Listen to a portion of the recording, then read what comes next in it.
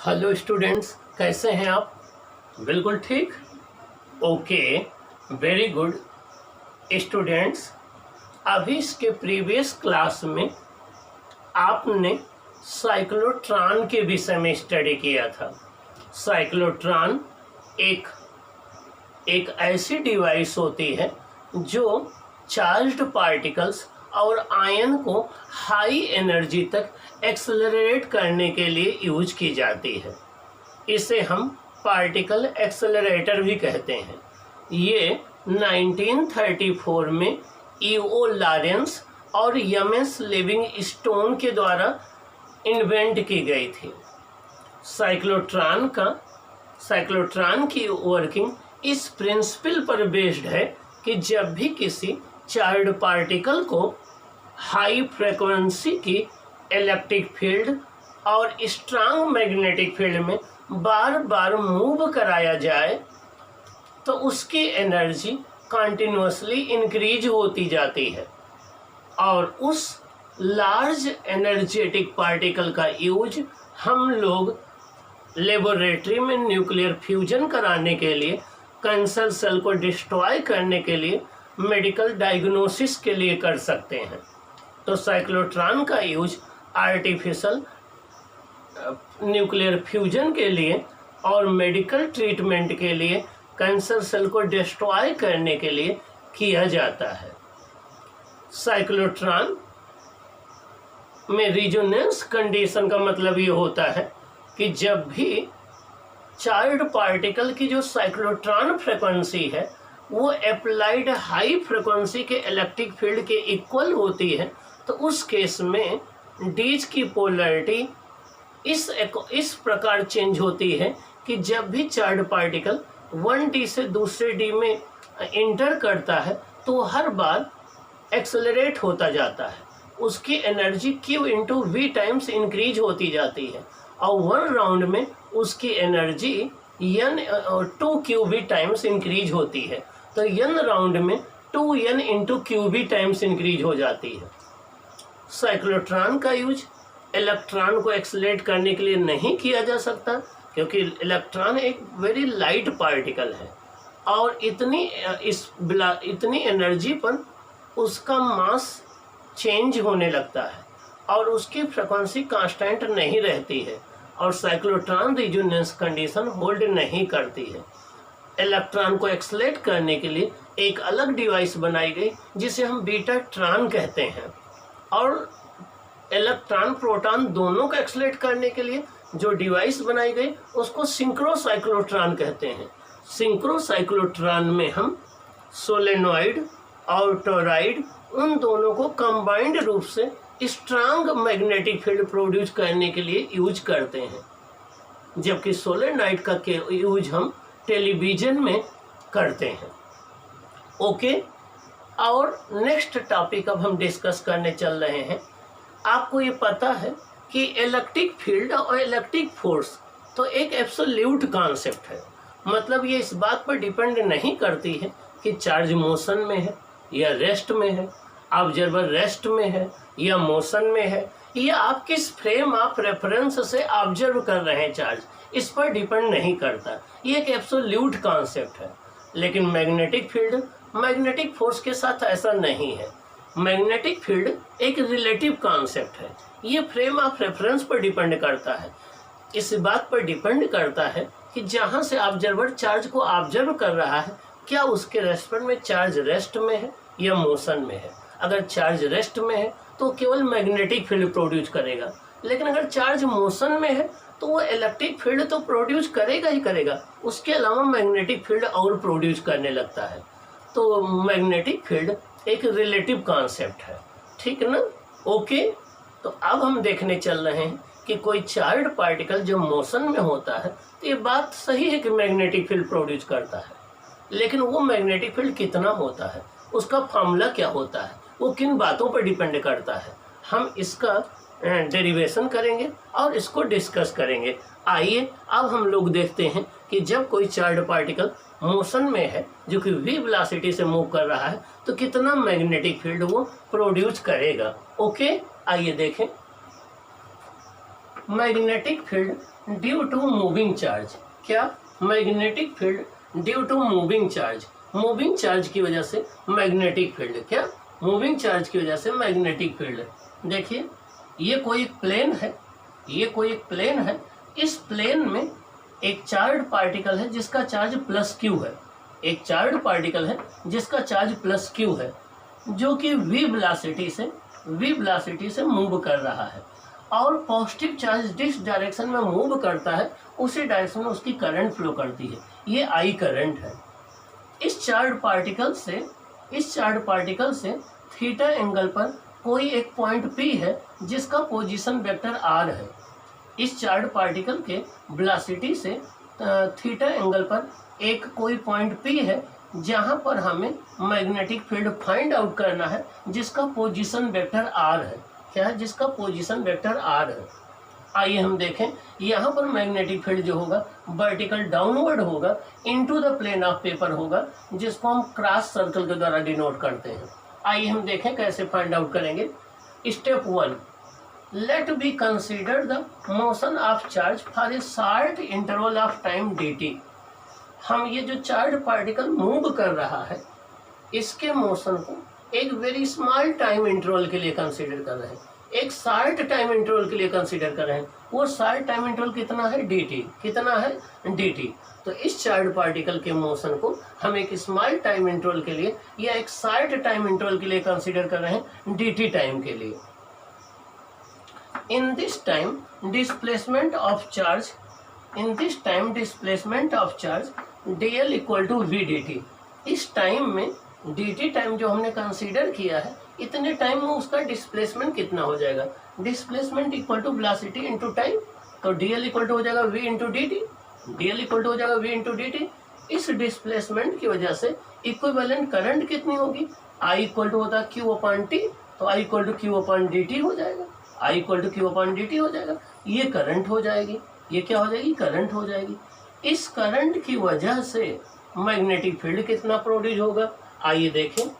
Magnetic field at point P due to charge by Biot Savart law. अब हम Biot Savart law का use कर करके और पॉइंट P पर मैग्नेटिक फील्ड राइट करना चाहते हैं इस करंट I की वजह से। आइए देखें। BP का मतलब magnetic field at point P। BP का मतलब magnetic field at point P equal to mu naught upon 4 pi I dl sine theta upon r square. Mu naught upon 4 pi I dl sine theta upon r square होता है। आइए अब हम I की value है q upon dt put कर देते हैं, तो देखिए क्या आएगा।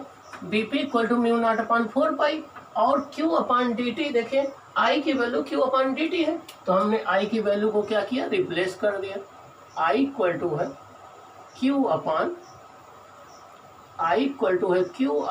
dt। I इक्वल टू है q अपॉन dt। तो हमने I की वैल्यू को रिप्लेस कर दिया, तो हमारा जो मैग्नेटिक फील्ड आ जाएगा वो आ जाएगा BP equal to mu naught upon 4 pi और q अपॉन dt आ गया, dl sine theta upon r square हो गया। तो BP इक्वल टू हो जाएगा mu naught upon 4 pi q dl upon dt sine theta upon r square, और dl upon dt क्या हो जाएगी? वेलोसिटी हो जाएगा। dl अपॉन dt क्या हो जाएगा?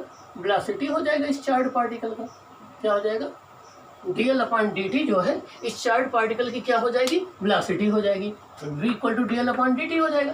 तो bp equal to mu naught upon 4 pi q b sine theta upon r square, ये एक स्केलर फॉर्म में आ जाएगा। क्या आ जाएगा? मैग्नीट्यूड फॉर्म में ये स्केलर रिलेशन आ जाएगा।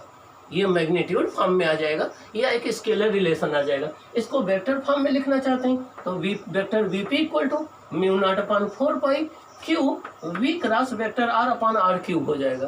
Q v cross vector r upon r cube हो जाएगा, वेक्टर फॉर्म में आ जाएगा। अगर हम इसको यूनिट वेक्टर के टर्म में राइट करना चाहते हैं तो वेक्टर vp इक्वल टू हो जाएगा mu naught upon 4 pi Q v sine theta upon r square. यहाँ यूनिट वेक्टर n लग जाएगा। ये यूनिट वेक्टर n क्या है? ये यूनिट वेक्टर n जो है वो जिस प्लेन में v है और r है उस प्लेन के परपेंडिकुलर एक यूनिट वेक्टर है। जिस प्लेन में v और r है उसके परपेंडिकुलर ये यूनिट वेक्टर है। मान लीजिए ये xy प्लेन में है तो ये आपका z प्लेन में आएगा।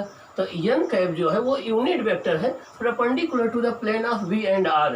तो जिस प्लेन में ये वेलोसिटी और आर होगा उस प्लेन के परपेंडिकुलर मैग्नेटिक फील्ड होगा। मान लीजिए ये एक्स वाई प्लेन में है तो मैग्नेटिक फील्ड आपका पॉजिटिव जेड एक्सिस के लॉन्ग आएगा या निगेटिव जेड एक्सिस के लॉन्ग आएगा। अगर ये वाई जेड प्लेन में है तो मैग्नेटिक फील्ड एक्स एक्सिस के लॉन्ग आएगा। अगर ये एक्स जेड प्लेन में है तो मैग्नेटिक फील्ड वाई एक्सिस के लॉन्ग आएगा। ओके, अब इसका एक स्पेशल केस ले लें। देखिए ये कोई एक चार्ज पार्टिकल है, देखिए कोई चार्ज पार्टिकल है जिसका चार्ज क्यू है, जो v वेलोसिटी से एक सर्कुलर पाथ में रिवॉल्व कर रहा है। ये एंगल 90 डिग्री हो जाएगा। ये कोई एक चार्ज पार्टिकल है जिसका चार्ज क्यू है, जो v वेलोसिटी से एंटी क्लॉकवाइज डायरेक्शन में एक सर्कुलर पाथ में रिवॉल्व कर रहा है, जिसका सेंटर क्या है, O है। अब यहाँ पर साइन थीटा क्या हो जाएगा, साइन 90, साइन थीटा साइन 90 हो जाएगा। तो मैग्नेटिक फील्ड कितना हो जाएगा, BP equal to mu naught upon 4 pi, BP equal to mu naught upon 4 pi Q into v upon are square, Q into v upon are square. ये magnetic field हो जाएगा। इस फार्मूले से जब भी हाइड्रोजन एटम में इलेक्ट्रॉन न्यूक्लियस के चारों ओर रिवॉल्व करता है तो उस इलेक्ट्रॉन की वेलोसिटी होती है 2.2 इंटू 10⁶ मीटर पर सेकंड, और जिस पाथ में वो रिवॉल्व करता है उसकी रेडियस होती है 5.3 इंटू 10⁻11 मीटर। तो इस फार्मूले से हम हाइड्रोजन एटम के अंदर इलेक्ट्रॉन का मैग्नेटिक फील्ड जो है वो फाइंड आउट कर सकते हैं उसके सेंटर पर। ओके, तो यहाँ पर इस चार्ज की वजह से इसके सेंटर पर यह मैग्नेटिक फील्ड इतना आ जाएगा। तो जब भी कोई चार्ज पार्टिकल सर्कुलर पाथ में सर्कुलेट कर रहा तो मैग्नेटिक फील्ड प्रोड्यूस करता है, उसकी वैल्यू ये आ जाती है। Okay okay, clear. अब हम आइए डिस्कस करते हैं कि इलेक्ट्रिक फोर्स और मैग्नेटिक फोर्स में कौन ग्रेटर है, क्यों, इनकी कंपैरिजन क्या है, ठीक ना। ज़्यादातर हम इलेक्ट्रिकल फोर्स को ही तवज्जो क्यों देते हैं, उसी को प्रायोरिटी क्यों देते हैं, मैग्नेटिक फील्ड को प्रायोरिटी क्यों नहीं देते हैं। आइए हम देखते हैं comparison between electrical force and magnetic force. Fe का मतलब इलेक्ट्रिकल फोर्स, Fe का मतलब इलेक्ट्रिकल फोर्स, Fm का मतलब मैग्नेटिक फोर्स। कंपैरिजन मतलब रेशियो, कंपैरिजन मतलब रेशियो। आइए हम देखते हैं। ये हमारा Q1 चार्ज है, ये हमारा Q2 चार्ज है। ये Q1 चार्ज है, Q2 चार्ज है। दोनों पैरेलल एक दूसरे के v वेलोसिटी से इक्वल वेलोसिटी से चल रहे हैं। किसी स्टैंड पर दोनों के बीच की डिस्टेंस r है। इनके बीच की डिस्टेंस क्या है, r है। Q1 Q2 चार्ज है, r डिस्टेंस पर है, सेम वेलोसिटी v से ये मूव कर रहे हैं। आइए देखें electric force between the charges. Electric force हो जाएगा F equal to 1/4 Q1 Q2 upon are square. ये किसी पर्टिकुलर स्टैंड r पर हमने जो है वो ये फोर्स राइट कर दिया। Magnetic force between the charges Fm equal to, और मैग्नेटिक फोर्स होता है F equal to QBL sine theta. क्या, QBL साइन थीटा। क्यों, उस चार्ज पार्टिकल का चार्ज लिया जाता है जिस पर हम मैग्नेटिक फोर्स निकालते हैं, V उसी की वेलोसिटी ले जाती है, मैग्नेटिक फील्ड उसका नहीं ले जाता है। खुद का मैग्नेटिक फोर्स खुद का मैग्नेटिक फील्ड खुद पर कोई फोर्स नहीं अप्लाई करता। तो यहाँ हम Q1 पर फोर्स निकाल रहे हैं तो Q2 का मैग्नेटिक फील्ड ले लें, और साइन थीटा यहाँ साइन 90 हो जाएगा। Magnetic field into the plane या out of the plane of paper होगा, और वेलोसिटी इसी प्लेन में है तो साइन थीटा साइन 90 हो जाएगा। तो हो जाएगा Fm1 इक्वल टू Q1। ये F1 क्या है, ये है magnetic force on charge Q1, जो हो जाएगा Q1 into v mu naught upon 4 pi Q2 into v upon are square. ये B2 की वैल्यू है, ये क्या है, ये B2 की वैल्यू है। B2 इक्वल टू है आपका mu naught upon 4 pi Q2 into v upon are square. ये B2 की वैल्यू है। तो आपका Fm1 आ जाएगा, Fm1 आ जाएगा mu naught upon 4 pi Q1 Q2 v square upon are square. Similarly अगर हम Fm2 निकालेंगे तो यहाँ चार्ज Q2 लेंगे, इसकी वेलोसिटी लेंगे B1 साइन 90 लेंगे, तो Q2 इंटू वी, ये B1 की वैल्यू आ जाएगी, आपका ये आ जाएगा। देखिए दोनों फोर्स सेम है। Fm1 जितना है उतना Fm2 equal to Fm mu naught upon 4 pi Q1 Q2 upon are square into V square आ जाएगा। ये सेकंड इक्वेशन हो गया। ये मैग्नेटिक फोर्स है दो चार्ज के बीच में जो v वेलोसिटी से मूव कर रहे हैं, जिनका चार्ज Q1 Q2 है, जिनके बीच की डिस्टेंस r है। ये इलेक्ट्रिक फोर्स है दोनों के बीच का। दोनों को डिवाइड कर दें, electric force upon magnetic force, ये हो जाएगा 1 अपॉन ये हो जाएगा electric force upon magnetic force 1/4 Q1 Q2 upon are square, और ये अब ऊपर चला जाएगा 4 pi R square upon mu naught Q1 Q2 into V square. चलो देखें क्या क्या कैंसिल हो जाएगा। Q1 Q2 कैंसिल हो जाएगा, आर स्क्वायर से आर स्क्वायर कैंसिल हो जाएगा, 4 पाई से 4 पाई कैंसिल हो जाएगा। क्या बचेगा, अब Fe अपॉन Fm अगर करेंगे तो क्या बचेगा, आइए हम देखें क्या बचेगा, कौन सा टर्म बचेगा। इस केस में हमारा बचेगा एफ एम अपान एफ ई करने पर देखिए आपका क्या आएगा, आपका आ जाएगा F E upon F M. F ई है इलेक्ट्रिकल फोर्स और एफ एम है आपका मैग्नेटिक फोर्स, इक्वल टू ये आपका आ जाएगा, ये आपका आ जाएगा mu naught epsilon naught V square. ये आ जाएगा 1 upon mu naught epsilon naught V square आ जाएगा। ये आ जाएगा 1 upon mu naught epsilon naught V square आ जाएगा। वी क्या है, चार्ज पार्टिकल की वेलोसिटी है, लेकिन हमें पता है कि स्पीड ऑफ लाइट जो होता है वो होता है 1 upon square root mu naught epsilon naught. तो अगर हम सी स्क्वायर कर दें तो ये आपका आ जाएगा 1 upon mu naught epsilon naught. तो जहाँ पर हमारा 1 upon mu naught epsilon not हुआ हम सी स्क्वायर लिख सकते हैं।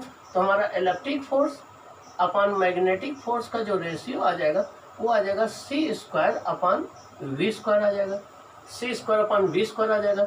यहाँ से आपका इलेक्ट्रिकल फोर्स और अगर मैग्नेटिक फोर्स हम दोनों को रिवर्स कर दें तो ये हो जाएगा v square upon c square, ये आ जाएगा। अब आप देखें यहाँ पर v जो है वो चार्ज पार्टिकल की वेलोसिटी है, जबकि c जो है लाइट की स्पीड है, ठीक ना। तो चार्ज पार्टिकल की वेलोसिटी और c लाइट की स्पीड है।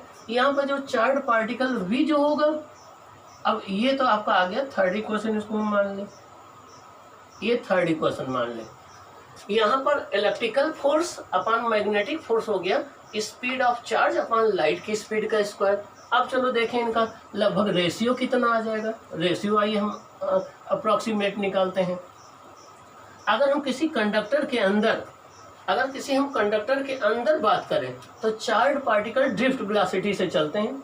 अगर हम किसी कंडक्टर के अंदर बात करें तो चार्ज पार्टिकल की वेलोसिटी जो ये ऐसे पहले एक देख लीजिए, v is less than c होता है। तो इस केस में v square is less than c square आ जाएगा। इसका मतलब ये हो गया यहाँ से जो एफ एम हो जाएगा वो लेस देन एफ ई हो जाएगा। मीन्स दो चार्ज पार्टिकल के बीच में मैग्नेटिक फोर्स जो है उनके इलेक्ट्रिकल फोर्स से बहुत स्मॉलर होता है। दो चार्ज पार्टिकल के बीच में मैग्नेटिक फोर्स उनके बीच में इलेक्ट्रिकल फोर्स से मच स्मॉलर होता है। इसीलिए हम डेली लाइफ में मैग्नेटिक फोर्स के इफेक्ट को नेगलेक्ट कर देते हैं। क्या करते हैं, नेगलेक्ट कर देते हैं। चलिए अब हम इसको कैलकुलेट करके दिखाते हैं। अगर हम v को हम ड्रिफ्ट वेलोसिटी vd के इक्वल ले लें जो कि 10⁻⁻⁴ मीटर पर सेकंड है, और c जो है वो हम लाइट की स्पीड ले लें 3 × 10⁸ मीटर पर सेकंड। अब आइए हम देखते हैं कि इनका रेशियो कितना आएगा। तो जब आप रेशियो निकालेंगे इस केस में आपका रेशियो आ जाएगा, ये आ जाएगा F M upon F M upon F E. तो F M upon F E करेंगे तो हो जाएगा सी स्क्वायर अपान वी स्क्वायर, तो हो जाएगा एफ एम अपान एफ ई। ये सी हो जाएगा 3 × 10⁸ का होल स्क्वायर और अपान वी हो जाएगा 10⁻⁻⁴ का होल स्क्वायर।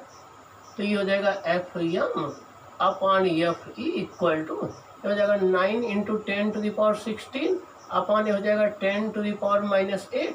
तो ये हो जाएगा F M upon F E equal to ये हो जाएगा 9 × 10⁻16 एट 24, क्या आ जाएगा 24, ठीक है ना।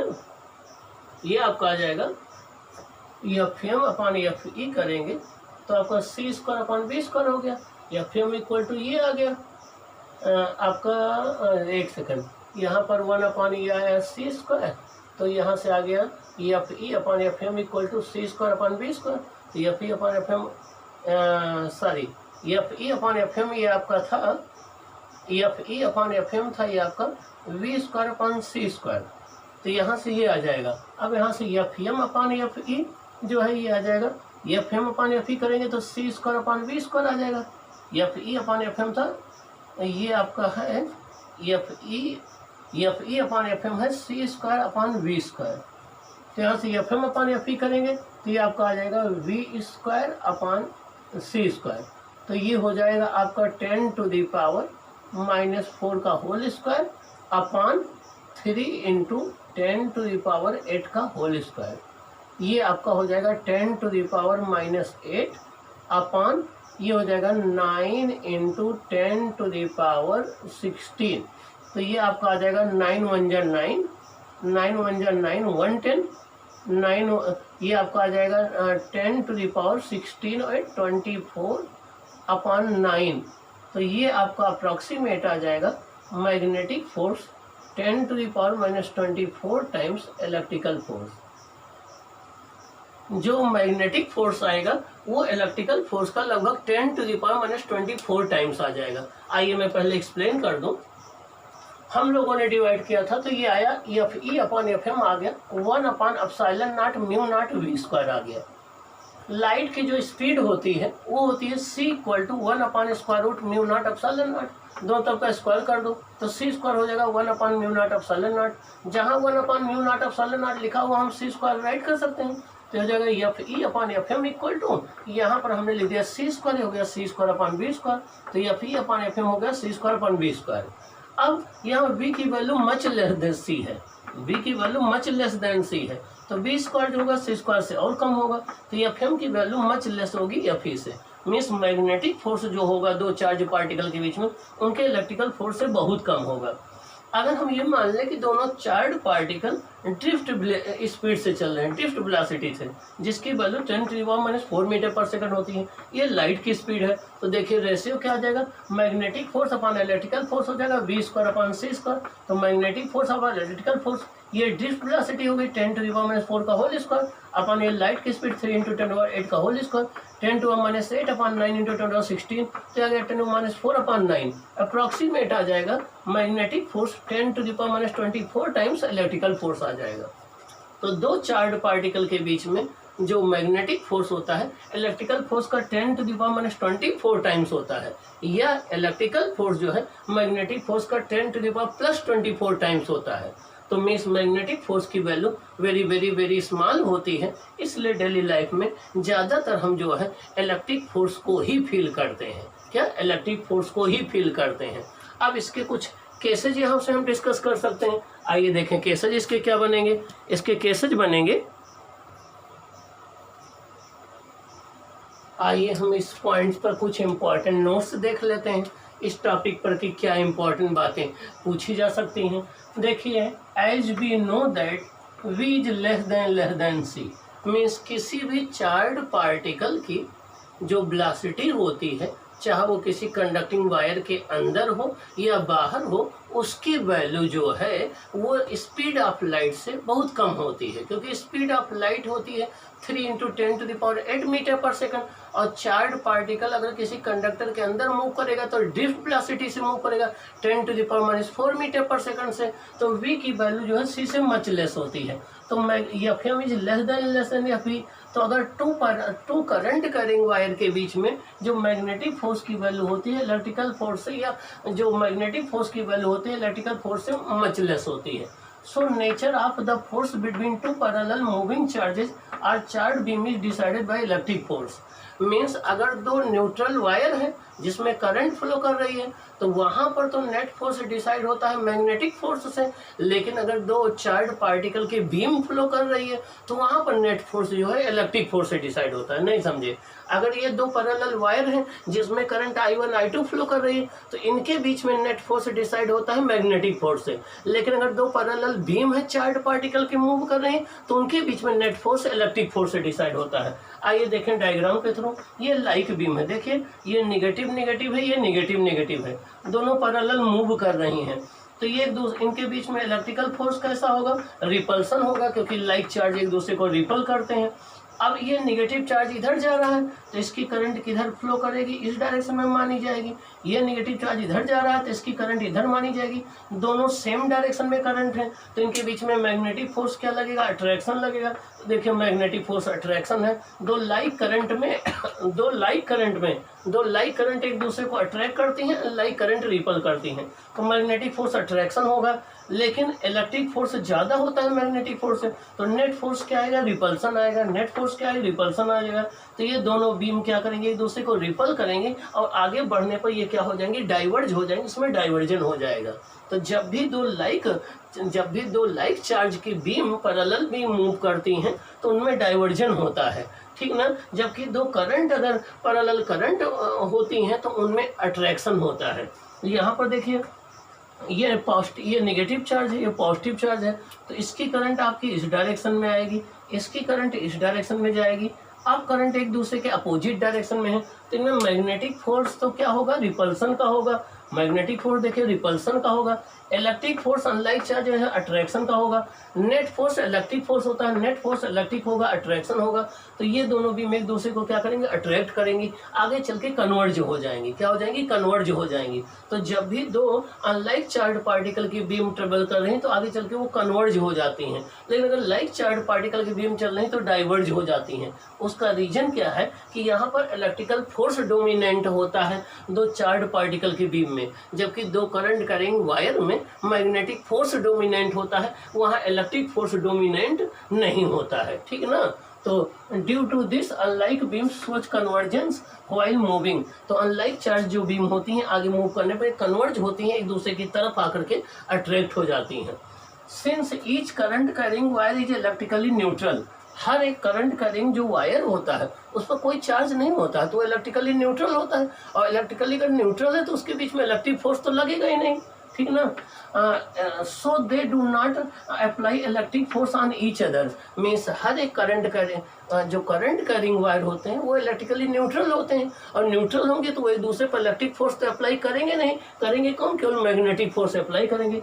Only magnetic force acts between them, इनके बीच में केवल मैग्नेटिक फोर्स एक्ट करेगा, एक दूसरे को अट्रैक्ट करेंगे तो मैग्नेटिक फोर्स की वजह से करेंगे। ओके, आइए अब देख लें। Electric field and electric force are absolute concept. जो इलेक्ट्रिक फील्ड है और इलेक्ट्रिक फोर्स है ये एब्सोल्यूट कॉन्सेप्ट है। एब्सोल्यूट कॉन्सेप्ट मतलब ये इस बात पर डिपेंड नहीं करता है कि चार्ज रेस्ट में है या मोशन में है, ऑब्जर्वर रेस्ट में है या मोशन में है, किस फ्रेम ऑफ रेफरेंस से आप ऑब्जर्व कर रहे हो, इन सब बात पर नहीं डिपेंड करता है, इसीलिए इसको एब्सोल्यूट कॉन्सेप्ट कहते हैं। जबकि magnetic field they do not depend upon the frame of reference whether charge or observer is at rest or in motion, while magnetic field and magnetic force is relative concept। जो magnetic field है, magnetic force है, वो एक relative concept है and depends upon the frame of reference. फार का मतलब क्या होता है, फ्रेम ऑफ रेफरेंस। क्या, फ्रेम ऑफ रेफरेंस, वो फ्रेम ऑफ रेफरेंस पर डिपेंड करता है। whether चार्ज और ऑब्जर्वर आर एट रेस्ट और इन मोशन, मीन्स जो चार्ज है और ऑब्जर्वर है वो रेस्ट में है या मोशन में है। मीन्स जहाँ से आप चार्ज को ऑब्जर्व कर रहे हो आपको चार्ज रेस्ट में दिख रहा है या मोशन में दिख रहा है, क्योंकि अगर रेस्ट में दिखेगा तो केवल इलेक्ट्रिक फील्ड प्रोड्यूस होगा, इलेक्ट्रिक फोर्स होगा, लेकिन अगर मोशन में दिखेगा तो इलेक्ट्रिक फील्ड तो प्रोड्यूस होगा ही होगा, उसके साथ मैग्नेटिक फील्ड और आ जाएगा। तो जो मैग्नेटिक फील्ड और मैग्नेटिक फोर्स है एक रिलेटिव फिनोमिना है, एक रिलेटिव कॉन्सेप्ट है, जबकि इलेक्ट्रिक फोर्स और इलेक्ट्रिक फील्ड के साथ ऐसा नहीं होता है। तो इस बात को आपको ध्यान रखना है। ओके।